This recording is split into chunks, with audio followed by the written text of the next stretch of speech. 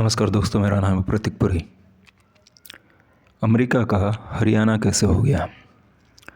आपको पता है अभी अभी अमेरिका का प्रेसिडेंशियल इलेक्शन हो चुका है। राष्ट्राध्यक्ष चुना जा चुका उनका डोनाल्ड ट्रंप, जो इससे पहले 2016 और 2020 में राष्ट्रपति थे, वहाँ के राष्ट्राध्यक्ष थे। उसके बाद के चुनाव में वो हार गए जो बाइडेन से, और इस बार फिर से 2024 में उन्होंने फिर से जीत हासिल की। इस जीत की खासियत यह है कि अमेरिका का सारा मीडिया उनके खिलाफ़ था। सिर्फ मीडिया ही नहीं, सभी जो वहाँ के ज़्यादातर उद्योगपति है, वहाँ के फिल्म स्टार्स है, गायक है, इंटेलेक्चुअल क्लास या जिन्हें हम कलाकार बोल सकते हैं, वो सब के सब ट्रम्प के खिलाफ़ थे। उनके खिलाफ़ खुलकर बातें कर रहे थे, जैसा कि अपने यहाँ कभी होता नहीं। फिर भी ट्रम्प जीत गए। और मैं ऐसा क्यों कह रहा हूँ कि हरियाणा हो गया अमेरिका का, तो आपको पता होगा हरियाणा के चुनाव में कांग्रेस की बड़ी ज़ोरों शोरों से सबने बोला था कि कांग्रेस आ रही है, कांग्रेस जीत रही है, 2/3 बहुमत होगा, 70 सीटें मिलेगी 90 में से। और सभी खुश थे। जब चुनाव होने से पहले, चुनाव के दरमियान और चुनाव के बाद भी सबको यही लग रहा था, सब यही दिखा रहा था, एग्जिट पोल्स होंगे, ओपिनियन पोल्स सभी में, और उसके बावजूद कांग्रेस हार गई, बीजेपी जीत गई। इसके ठीक उल्टा, या फिर हम कहें कि समानांतर ही अमेरिका में हुआ। सब बोल रहे थे कि कमला हैरिस जीतेंगी, बहुमत से जीतेगी, लेकिन वो हार गई। और जिसके जीत की उम्मीद कोई नहीं थी, जो जीते ऐसे किसी की चाह नहीं थी, ट्रम्प और ट्रम्प के समर्थकों के सिवा, और ट्रम्प जीत गए। तो ये हरियाणा कैसे हो गया, सभी ताज्जुब कर रहे हैं। पर मुझे उसमें ज़्यादा आश्चर्य की बात नहीं लगती। एक बात सोचिए कि हमारे देश में जो चुनाव होते हैं उसमें धर्म शक्ति और जाति शक्ति ज़्यादा प्रभावी होती है। और पिछले 10 सालों में हमने देखा है कि धर्म और जाति दोनों का प्रभाव बहुत ज़्यादा बढ़ गया है। उसी तरह अमेरिका के चुनाव में धन शक्ति, पैसों का खेल होता है पूरा। ट्रम्प खुद बिलियनरी है, अरबपति है, और इसलिए पैसे उनके लिए कोई ज़्यादा मायने नहीं रखती। उनके संबंध भी सभी उद्योगपति से है जिन्हें पैसों में ज़्यादा रस है, जैसे इलॉन मस्क हो गए, जेफ बेजोस हो गया अमेज़ॉन के, जिन्होंने बाद में सपोर्ट कर दिया था ट्रम्प को। इलॉन मस्क तो खुले तौर से ट्रम्प के साथ ही थे। तो और भी कई बातें हैं कि ट्रम्प जीते क्यों और कमला हैरिस हारी क्यों। वैसे एक मैं बात बताना चाहता कि रवीश कुमार के एक शो में उन्होंने कहा था कि राहुल गांधी को निराश नहीं होना चाहिए कि यहाँ का गोदी मीडिया अगर उनके खिलाफ़ बोलता भी है, फिर भी उन्हें जीत की संभावना है।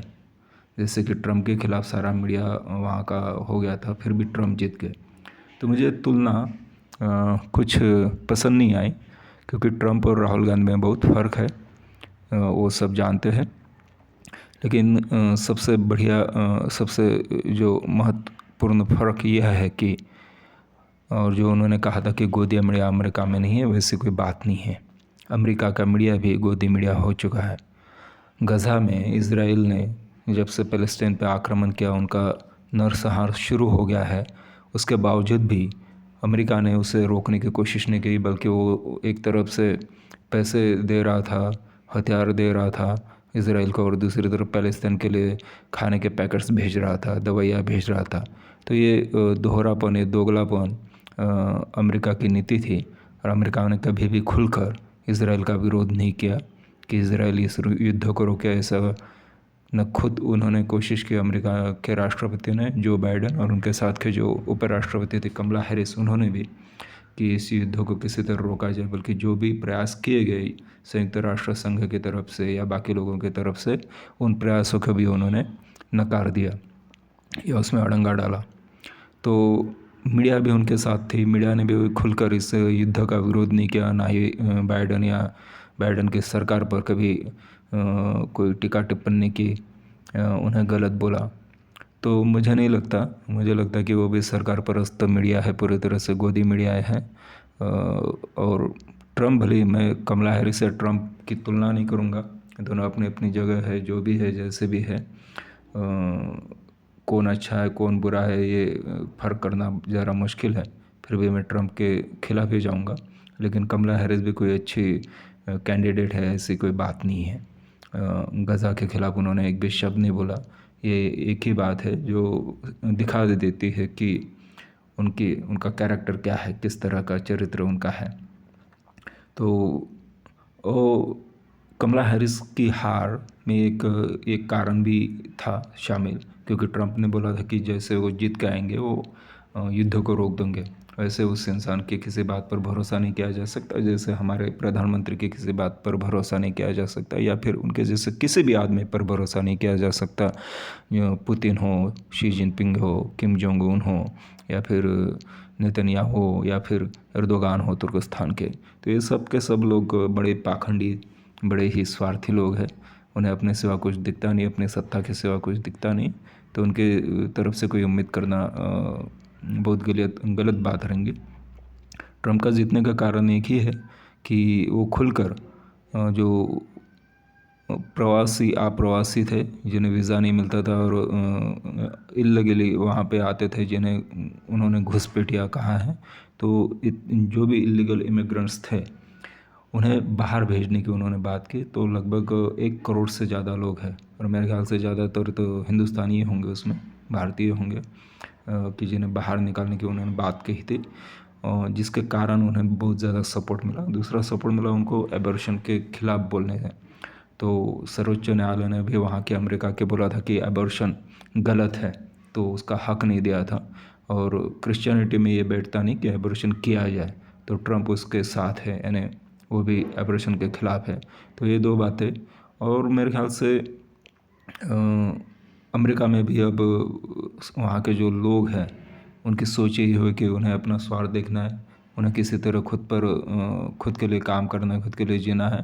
तो उसके लिए किस आदमी को लक्ष्य पे किया जाए, तो वहाँ के इमिग्रेंट्स हैं। वैसे ये बातें भूल जाते कि पूरा का पूरा अमेरिका 250 साल पहले इन्हीं इमिग्रेंट्स की वजह से बना था। ये सब के सब लोग, जो ट्रंप हो, कमला हैरिस हो, या उनके बापज़ादा हो, जो भी हो, सब के सब बाहर से आए हुए, अमेरिका से, यूरोप से, और ज़्यादातर यूरोप से, और फिर बाकी दुनिया भर से, और उनसे ये अमेरिका बना हुआ है। और आज ये लोग बोल रहे कि हमें बाहर के लोग नहीं चाहिए। ये बहुत ही पाखंडी भरी बात है, पाखंड भरी बात है। ऐसा ही कुछ अपने देश में भी हो रहा है कि मुस्लिमों के खिलाफ़ हमेशा बोलते रहते कि मुस्लिम नहीं चाहिए, मुस्लिम का गलत है, ये है वो है। खैर छोड़िए। लेकिन जो अमेरिका में हुआ है, अमेरिका का हरियाणा, वो बड़ी गज़ब की बात है। लेकिन दुख की बात है कि अमेरिका जैसे लोकतांत्रिक देश में, जिसे सबसे बड़ी पुरानी लोकतंत्र है वहाँ पर, और पूरी दुनिया उसकी तरफ उम्मीद से देखती है। हालांकि उस उम्मीद को उसने पिछले कई सालों से लगातार तोड़ने का भी काम किया है। तो फिर भी वहाँ ट्रंप का फिर से जीत जाना, जो खुले तौर से मीडिया के खिलाफ बातें कर रहे हैं, जो खुले तौर से बोल रहे हैं कि जनता के खिलाफ हम वेपन्स मिलिट्री इस्तेमाल करेंगे, उस आदमी के पास कोई ध्येय नहीं, उस आदमी के पास कोई अच्छी बातें नहीं है, उस आदमी के पास कोई नीति नहीं है, उस आदमी के पास कोई ऐसा काम नहीं है, विचार नहीं है कि जिसके दम पर उस पर भरोसा किया जाए। तो ऐसे इंसान को फिर से अमेरिका जैसे राष्ट्र में दोबारा जीत मिलना, यह अपने आप में बताता है कि देश पूरे दुनिया भर में कितनी गंभीर समस्या है, कि सोचने वाले लोग ही नहीं है बचे। कोई अपने से परे सोचने की बात ही नहीं करता। सबसे दुश्मनी हो रही है, किसी को रंग से, किसी को धर्म से, किसी से जाति से, किसी को देश के कारण, किसी को पैसे के कारण, और पता नहीं किस किस कारण से। तो इंसानियत नाम की चीज़ है बची नहीं है, और ये सबसे बुरी बात है। तो मुझे पता नहीं आगे के 4 सालों में क्या कहर बरसाने वाले हैं ट्रंप साहब, पर हम उम्मीद करते हैं कि फिर भी जो कुछ करेंगे तो उससे दुनिया का उतना बुरा नहीं होगा, पर पता नहीं। धन्यवाद।